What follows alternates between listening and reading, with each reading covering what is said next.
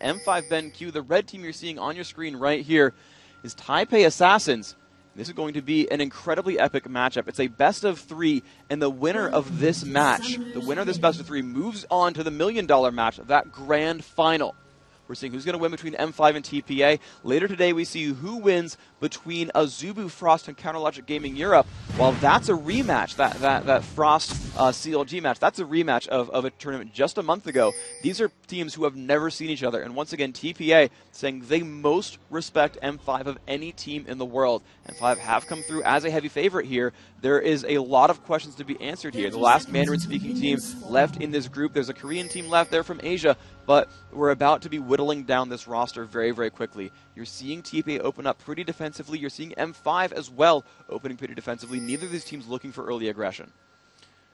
It looks like Alex Ich just using that invisibility to his advantage right now, just staying slightly out of range, seeing a glimpse of each of the champions on TPA's side as they are hovering that top side. Coming into this, they do have that Udyr in the jungle. You usually see an Udyr focusing blue. What do you think they could be proposing with this, just top guard? Do you think they're going to be aggressive from Moscow 5, or they're going to go right around to blue? They could jump there in at any time. This is one of the really difficult things here, is especially, I actually want to look at Shen real quick and see if Stanley has even learned Vorpal Spike, because if he has saved his point, Stanley has saved his first skill point, so they could absolutely give Lil Balls a Lizard buff and gank right away, but instead it looks like they are going to go aggressively after all and go for an invade. Looks like they're coming around at just the right time. That blue buff spawning 5 seconds ago, they are going to push them off of this. Moscow 5 kind of conceding here. They're not putting too much pressure. Alex Ich coming around from the backside as well. The top is Zin. The Dazzler goes down. Too much focus. Little Ball is going to help his team now. Diamond with the flash. Alex Ich in poor positioning. And it looks like TPA Assassins, although in somewhat of not a solid position, they will be able to just walk this back and forth. They force the flash from Diamond, and that's going to be very good. You're not going to see huge aggression from him, and that'll kind of shut down his presence out of the jungle. So this is interesting overall. Oh my gosh, Toys actually teleported into the bottom lane to deal with Genja. I have not seen this in quite some time, but they are lane swapping, and it's just like the Koreans play against Cassidy. They're putting a 2-on-1 in that mid lane. Any sort of melee mage to run the mid lane, especially one without great long-range tools. Like if it's Gragas can 2v1, it's not really that big of a deal, but someone like Evelyn or Cassidy is going to have a really hard time fighting that 2-on-1 there. So that might have been why Tarek got picked up, because once they realized that Blitzcrank was banned out, they said, you know what, okay, let's go for an aggressive mid lane here. You can't do the same thing with Leona, because Leona must jump on top of you, but with Tarek here, they can shut down Alex. They have a completely free lane for Kog'Maw, so he's going to have gold this entire matchup. This is really, really good. TPA formulated this perfectly. They went into the jungle and made sure that Moscow 5 wasn't in lane. They weren't soaking up experience. Then when they brought these lanes into sight, they did not give Moscow 5 enough time to react, so they're going to have to stick with what they have for now until they can really have to go back or are forced out of lane. So TPA with a very great strat mentally right now. And I think they hope to actually give that Golem buff away to Toys at the beginning. They know Udyr can jungle without that kind of buff, but Toys wants that mana to survive the lane. At the same time, they're pushing up for a gank. And this is what you get out of a squishy AP carry going down for first blood for Moscow 5.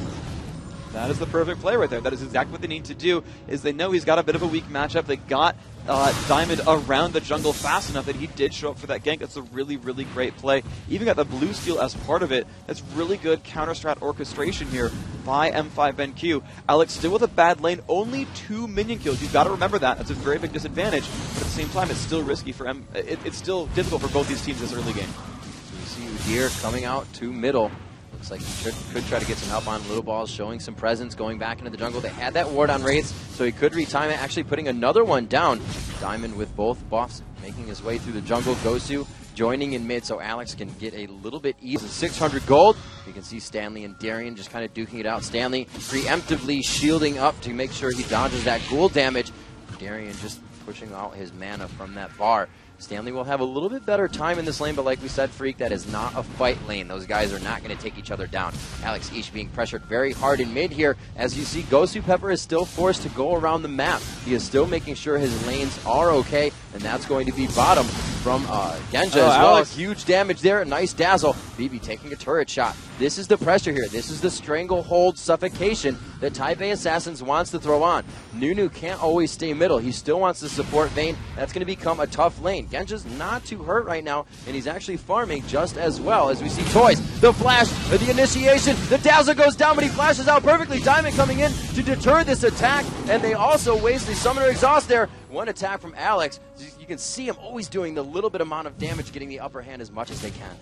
And that was really, really good. Diamond knew that was a prime counter. It was a prime gank attempt right there. Was waiting in the wings, immediately jumped on, put on the crowd control, and a great move. 2 flashes used to try to jump on Alex. Alex, the 1 flash of himself, got himself out. Really, really good plays. But I want to talk about this top lane a little bit. Stanley's making some cool moves. Whenever a ghoul chases after him, if he can do it, he actually runs into the brush and forces the ghoul to stop and actually hit minions instead. So you'll see when the lane is actually more neutral right here, Stanley will jump to the brush to kind of deter those kind of moves, and it allows him to push back to his turret. That's a really good move to do against Yorick to keep that lane kind of in your favor. But you're seeing that matchup still much better for Shen. He's winning in minions, and he'll continue to do well. And now being the first to level 6 as well means he can really support these gank attempts and really just snowball his side lanes ahead. You won't see Karthus get tower dive nearly as easily again. So not usually seeing the Dorans on a jungler. Xin going for that first. Diamond feels like he just wants lane presence to get out here and wants to be a little bit more tanky. You can see him going down towards bottom lane or into the blue brush. He doesn't see that Karthus is there. And you are going to get some invasion here into the jungle. Just a ward from Diamond. That was his only one. He was backing previously, so we may see him go back to buy. Gosu joining again with even mid. That Blood Boil on. Not going to assist too powerfully much, but obviously help her get out of some sticky situations, especially with Dazzle. And you can see it, Little Ball's doing the exact same thing, pretty much just mirroring what we saw Diamond Prox do, heading around, warding the jungle, making sure every one of the bushes is clear. And we can see they're getting quite aggressive here. The roam comes in from the jungler and support. This is the benefit of having those guys in mid. But like I said, there will be others there. Little Balls may have forgot that right away. And here comes the Stand United into the fight. This means that Stanley, or rather, that's going to be Darian now having quite a fun top lane freak. But, as I said before, they weren't controlling objectives. They go and take it. And that was a really orchestrated move. We talked in the pregame about M5 having team-based counter jungling. Well, they actually sent Karthus all the way from bottom lane to walk over saying, we're going to steal the blue. We have the numbers advantage. We know we will outfight an underfarmed Evelynn. We know we will outfight them. We've got Stand United. They simply walked over, and M5 knew it. M5 knew they had complete control, did not even contest anything. Now, they had waited in the brush. They knew they couldn't win the fight, but they knew they could at least burn Stand United. And so they burned one of those not summoners, but one of those very long cooldown ultimates. It's a very, very big move there. So we're seeing great defense from Moscow 5, Ben Q in mid. Usually you see the AD carry support switch coming in to really drop a lane as soon as possible and push that person around for the roam. But they've really swapped the lanes just back to normal. That kill going to Genja. They're saying, Vayne, could we start to get a little strong? We see Gosu coming in. They go for a mistake, however. The Dazzle goes out into Xin. The 3 talent has not popped him up yet. The crowd control is great, but there is the teleport as well. Stand United is not going to come in this fight, so they are faced with the amount of champions from TPA they have here, and they're still forced to back up. Very low mana and health coming into that fight, and a scene, Little Balls right here, seeing LHH as he's forced to run in the bush. That ward gives him a bit of vision, and there's the speed buff steroid coming in for Alex to get out safely. TPA now grabs their own blue buff, but Alex sits on the wing to try and take this one away. Pressure coming in as well from Diamond. They do have that ward. They do not get the steal on it. Goes to Little Balls. And that bottom lane fight really should have gone in M5's favor. There's 2 rules really of fighting in general. Number 1 is if you're on a 2-on-2, you always attack the AD carry, because if you don't attack him, he'll attack you back and he'll win that fight. And that was the rule that Genja was following. You saw him jump up and try to focus down BB's Kog'Maw. The problem was that wasn't a 2-on-2, it was a 3-on-2. It was a free kill completely, and the team focused on the mistake. They exhausted the mistake. They stunned mistake. And Genja went for the entire other champion. If he landed 3 attacks on a mistake, that would have been a kill on the Terror Core. At the very least, forcing his flash out. But that's not what they did. They completely did not go for him. And they would have been 300 gold for Genja without a doubt if he went for the right target. So we see 10 minutes coming into the game. The pressure, not so much causing falters, but a little bit of miscommunication there. We did see 10,900 gold to 10,400. Very, very close in the economy situation. And It is 1 kill in favor of Moscow 5. We saw them grab that. It did go over to Gosu, rather, in middle, but we got 2 assists on it. That's going to be going to Diamond as well as Genja. So 2 good people to get that money early in the game. And we can see Genja quickly not just going for straight damage, but trying to really scale that W up with the Zeal right off the bat. And that's really how you kind of play as Vayne, is you've got a lot of base damage because of Silver Bolts and Tumble and all that. And so what you're really trying to go for is just speed. It's getting into fights, you know, engaging and disengaging. She's a little bit short range because she doesn't have those long range poke tools like Kog'Maw does. And so she's going to kind of keep setting herself up and get into and out of fights as fast as possible. Ward clearing going on now, coming from Little Balls, double buff on that Udyr. The lane is pushed up quite a bit, but they know that Ward was just taken out. He shows himself bottom. This is going to give some help. This is a perfect chance to counter. Now that he is gone, he's going to walk away quite a bit. We see him coming back here. Diamond's going to know that procced him to just stay. Little Balls is still very much so interested in this fight. Diamond has backed, so still Moscow 5 must be careful. Great job, Gosu Pepper using the mentality to act as just a live ward in the bush to keep Genja safe. And right now you're seeing the sort of matchup for TPA is that I think they're happy to kind of scale throughout this game. And I think they want to keep putting pressure on Alex and get a lot of gold up there and keep him from farming. I think this is the one time you would actually gank to shut someone down because they don't want to give Alex, Evelyn, those roam opportunities because, you know, he's at the level now being level 8 really where he can actually shove minion waves out. You just saw him do that now. And he's going to roam around the map and look for an opportunity. If they can keep Alex down and burn his spells, he can't do that. And we see quite low health going into a fight. They initiate down bottom. A beautiful job there. They called in to stand united for the fight. Diamond procs coming in very big. He charges in to get the kill. Alice Ish coming up with that one onto Kog'Maw. BB trying to blast out the true damage. And we are going to find Mistake on the chase. Stanley is quite hurt as well. Darian coming down to assist the fight. This is going to be huge for Moscow 5 if they can continue to micro themselves out of the damage. Little Balls is left by himself as Voice flashes away. The triple kill for Moscow 5. Darian coming up huge. 4 altogether. Believe that roam coming through, and of course it is complete control for Dragon. They could even go to mid if they wanted to pick up another turret, but I think they're going to recall back instead. They know if they're low on health they could get counter pushed instead, so you're going to see Darian come back, walk to that top lane. You're going to see Genja just kind of get his health back up, life stealing that whole bottom lane. But what a good opening there. The move down from Darian to show up to that fight in time. The Ghoul's putting out so much damage. That was amazing. You see that TPA lineup really trying to use their ultimates for the engage to make that happen. Let's watch a replay and see just what those moves were. Darian, really the MVP in that fight. Пока что. Дарьян, давай, пизди. Хорош, хорош, Дарьян. Удира лучше. Удира. Будет за медлом, будет. Давай, хорош. Yes. Дракона. Хорош, Барашка. There you have it. Such a strong fight coming from Moscow 5, and they really controlled it from the beginning.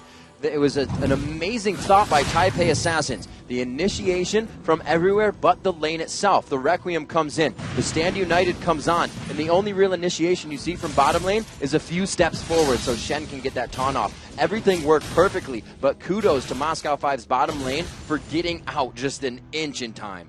And that's really, there's two things to point out there as well. Is the one is you look at how well sort of coordinated M5 BenQ is. The only one even talking in that fight is Alex Ish. Everyone else knows their jobs exactly. No one else to talk.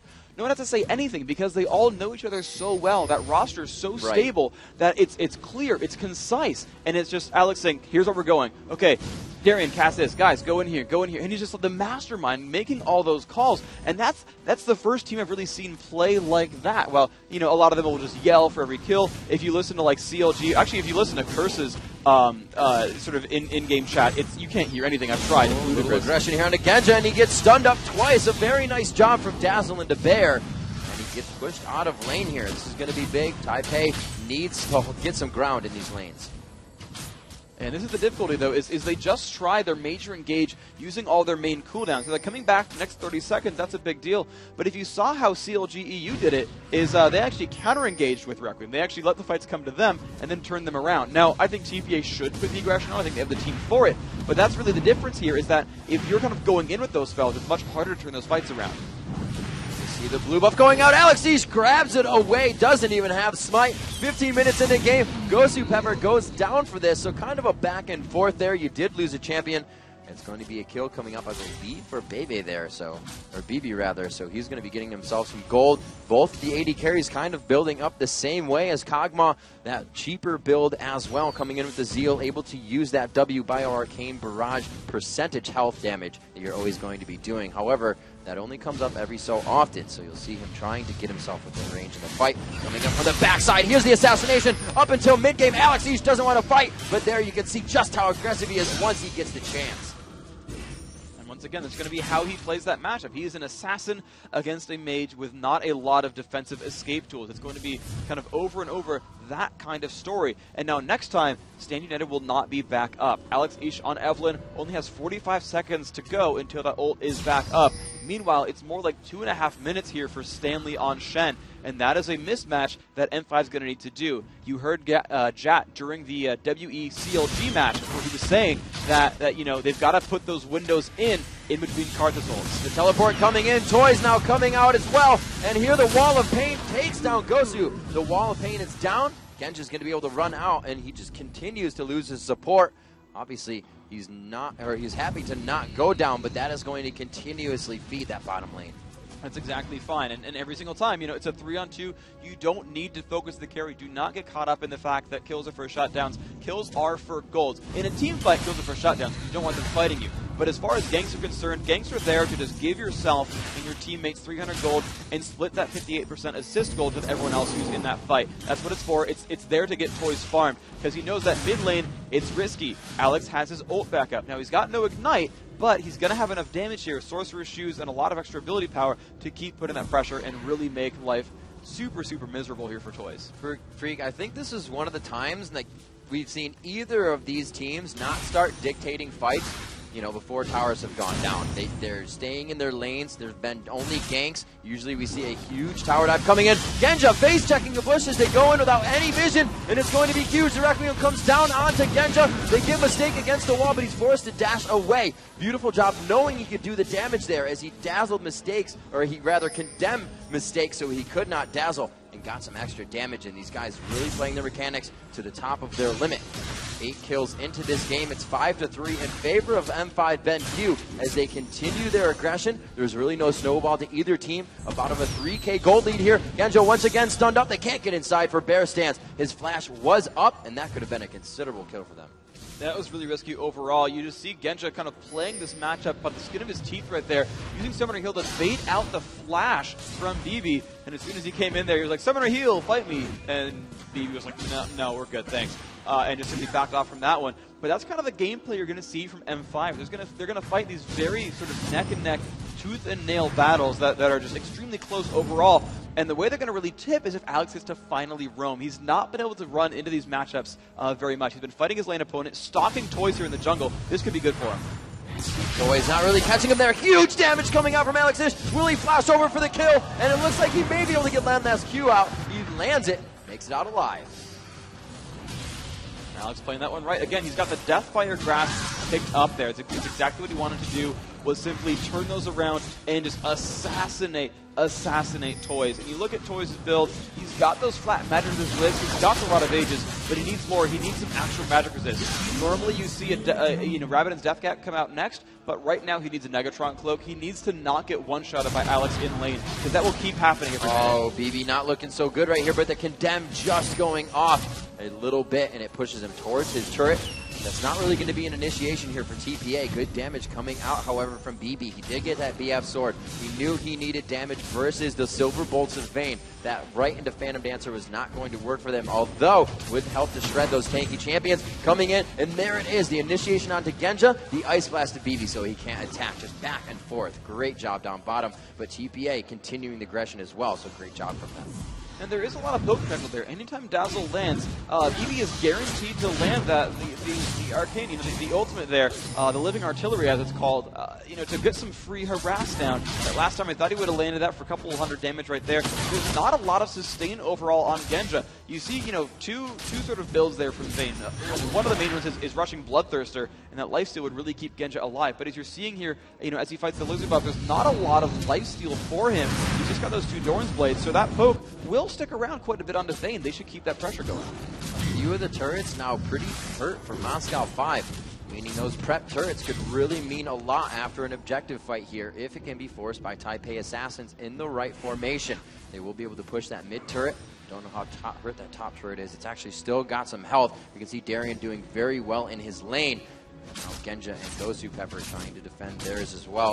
It is not too hurt, so they have a good lane going down bottom. A lane that can both get Genja farmed as well as keep Gosu somewhat alive. He's gone down quite a bit for his team this game. The only one to have the 3 kills on that board, and that's the person they want dying if somebody's going to go down. So they've done it in the correct fashion if it were to happen.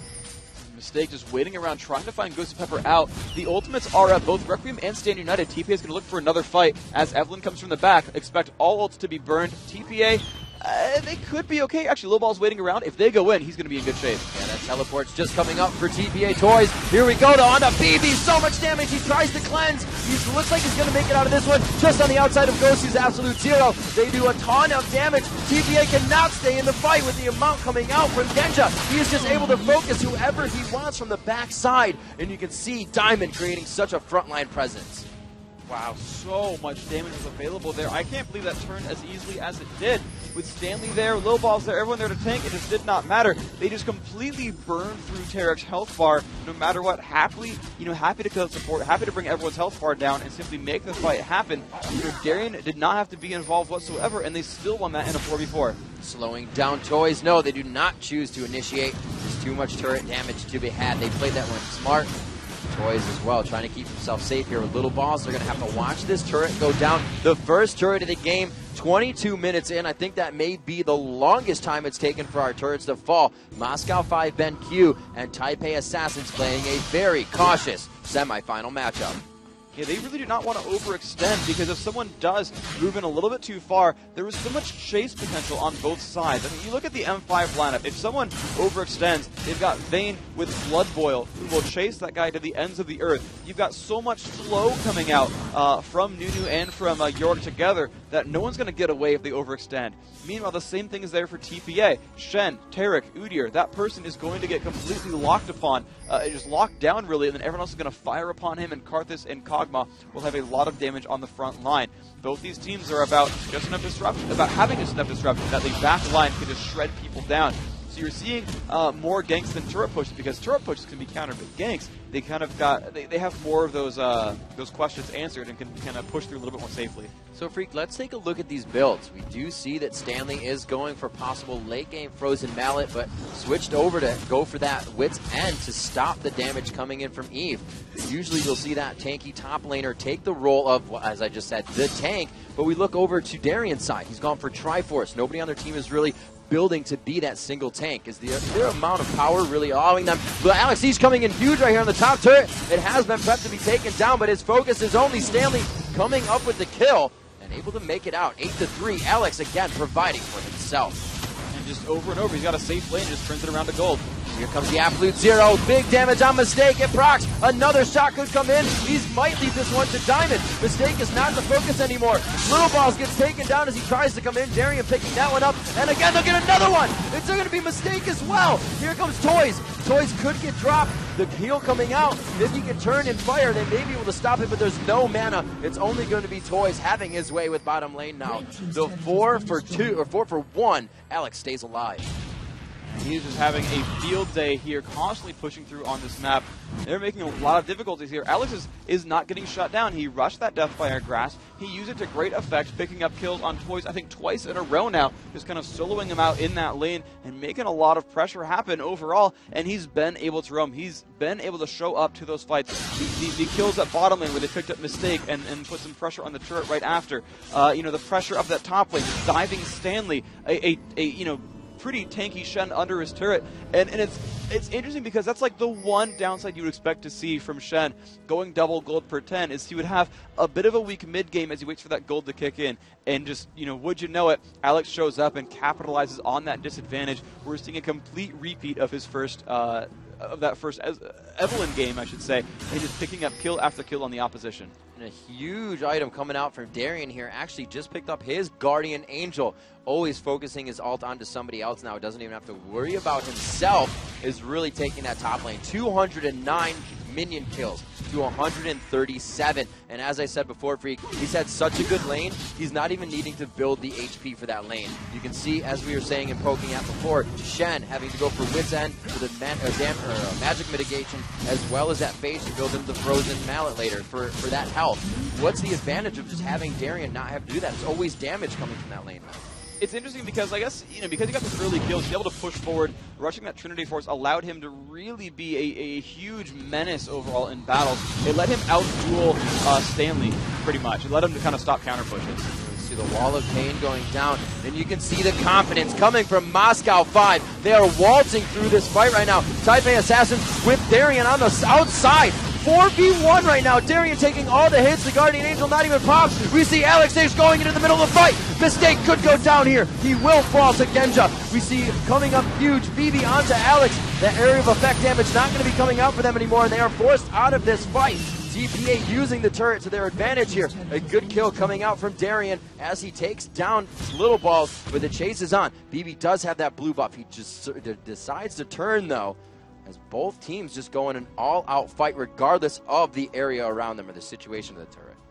This is one thing that M5 is best at overall, is they are so supremely good at getting into fights just long enough. If you actually just sat there watching Darien the entire time, and it's like, yes, I'm in the front line, fight me, I'm Guardian Angel Yorick, fight me, I dare you, keep, go for it. Pop the Guardian Angel, don't mind if I do, fight me, do all the damage, haha, we killed your carries, and then got low enough and just walked right out. His Guardian Angel is going to recharge over time. That cooldown's going to come back up. I think he might, and he had the self-control to say, yes, I will happily lose my Guardian Angel. You will tunnel vision me, and you will kill the very tanky Yorick. Next fight, I won't be quite as reckless. I'll get down to 10%, and I'll walk out. I'll ult someone, I'll walk out. It won't be a big deal. No big worries here from Darien. He's going to have that kind of gameplay where he's going to be very comfortable in his own skin, knows that there's no surprises really in store, right? No one's going to pick him out of nowhere. He knows the kind of damage BB's putting out. He knows how much damage Kog'Maw can deal. He knows what toys can deal. He knows, yeah, okay, you've got Requiem, that's nice, but then no one else is going to chase him out. So he can walk out of those fights so securely and just tank damage. And because he has Trinity Force, because he has those duels, he will actually be a pretty reasonable damage grab by picking up that Triforce that gives him just enough presence to say, yes, here's the damage output that you actually care about. If I go for a squishy, he'll actually take damage. You must actually deal with me even though you don't want to. Even though I'm Guardian Angel Yorick, you must deal with me. You must focus me and push me out. Yeah, Freak, that's something actually we talked about with Dan Din earlier and how Moscow 5 BenQ approaches fights. They leave a few that can take the area of effect cooldowns away, causing the other team to only have pinpoint focus attacks. That's when they go in. They leave a few people to take away some area of effect, another few, they go into the fight. We saw that happen. You just explained. Darien, I'll take all the damage. Alex Ish flashed right into the fight. Both of those were wasting so many cooldowns while staying alive and able to trade back. This has brought them now 13-6. They have an over 10,000 gold lead just about, and it's going to be 28 minutes into the matchup. This spells Baron. And M5's going to make a good move for this. I think they're more trying to bait a battle out here. They were trying to sneak it because they only sent 3 members there. They wanted to try to put some damage in. They had ward coverage. They did get back out pretty safely. But Alex on the flank. Alex is coming in from behind. This is what we said he would do. He goes away from Toys. You can see him destroying all the cooldowns. They've separated from the fight. Genja as well. Or BB rather. BB trying to come in with that passive. The Requiem goes down, and it's not going to be enough damage. Genja more than happy to stay in the fight. Fires down on Little Balls. Mistake is in his eyes next. Gets the double kill, the triple kill. No, Alex East picking up Shen, and they're going to have an open turret for that first inhibitor in mid, but it looks like they're making a straight beeline for Baron. That is the right play. Once again, they had simply separated the champions perfectly. You saw Diamond kind of go in and out against Toys and Karthus, and it simply kind of required him to stand there out of range of anyone else. It was just perfect positioning. It's a free push onto Baron, of course, with no one else alive. They don't need to wait around for Darien to revive. It's not that big of a deal. They'll simply pick up the buff, pick up the golden experience, lock themselves back out very safely. They've got time to recall. Not a big deal. This replay is coming out. Let's see exactly what went down. See, now watch Diamond. He comes in, knocks up Toys, walks back out. Toys cannot do anything in this fight. He's simply unable to deal much damage. Finally gets shut down. Still not in range of anyone. Now watch Darien at the bottom. Genja. Genja's got no one to focus him. Easy kill on Little Balls. No one there to touch Vayne. Walks up. Mistake. Not a problem. Stanley, the last one alive on Shen. They focus the targets. And they focus the carries properly. BB went down first. Toys went down second. Little Balls went down third. And then Mistake and Stanley, the tanks, went down last. They had exact perfect target prioritization. Alex flanked around the back, bursted Toys, prevented Toys from getting himself in the middle of the fray, and Genja, playing his champion right, said, yes, if I'm stuck near a Karthus, it will suck, so I won't be anywhere near Karthus, thank you very much. We'll kill BB, I'll come from around the side, you guys do with Karthus, I'll go things on the other side of the map. Team Guardian Angel now coming into play for M5 Ben Q. They are starting to sport those around. It looks like Diamond is trying to get his up there quite soon as well. He does have the chain vest. They have pushed TPA back into their base. Moscow 5 now controls the team fights within this game. Genja, Gosu, Pepper, and Diamond still holding that Baron buff. Very strong in their own rights. With Darian on the front side, a Guardian Angel just about to come back up for him in about 5 seconds. This is why he's pushing the turret so hard. If it comes back in this fight, it's going to be huge. There's so much focus on him, and they're not going to see it come back up. BB going down, has the cleanse out of this one. Toys is just standing there doing so much damage. It doesn't look like the focus is that right for Moscow 5, but they're avoiding all the damage that they need to. An ace coming out for them, a triple kill coming out for Genja. And it looks like they may be able to push on to the Nexus turrets in this one. They have a lot of tank behind their champions. Diamond and Gosu on the front. The first Nexus turret goes down 23-7, 31 minutes into the game. That's all Moscow 5 needed for game 1 as they take it from TPA.